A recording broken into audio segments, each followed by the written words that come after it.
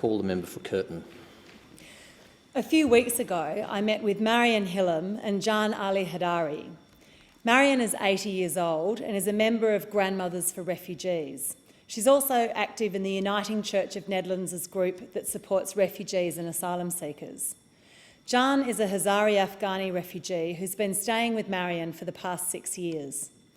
Jan arrived in Australia by boat at the end of 2011. He's been recognised by the United Nations as a genuine refugee. Jan was initially granted a temporary protection visa in early 2017 and subsequently applied for a safe haven enterprise visa in 2020. Jan works hard as a tiler in Perth. He often works 7 days a week and pays all his required taxes.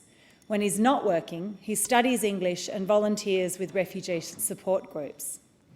Jan has a wife, Sadiqa, and 4 children, about the same age as my children, in Hazara town in Quetta, Pakistan.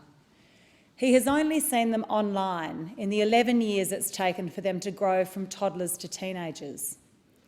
They too are acknowledged as refugees, and there's an offer of sponsorship from the Netherlands Uniting Church.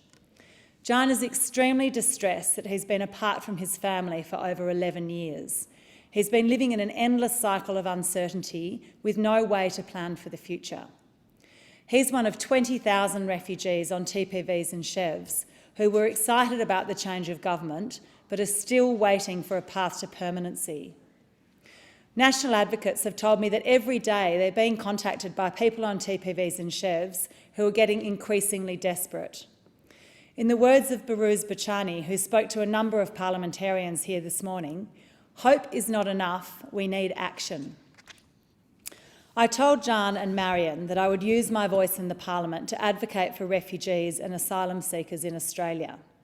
We need to provide a clear path to permanency for temporary visa holders, end offshore detention, end mandatory indefinite detention, and increase Australia's humanitarian caseload.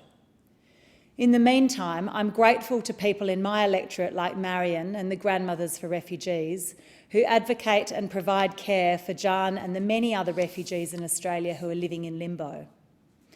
As a country, we can and must do better than this. We must show that we will be compassionate, give people a fair go, and embrace the international responsibilities that come with our extreme good fortune here in Australia.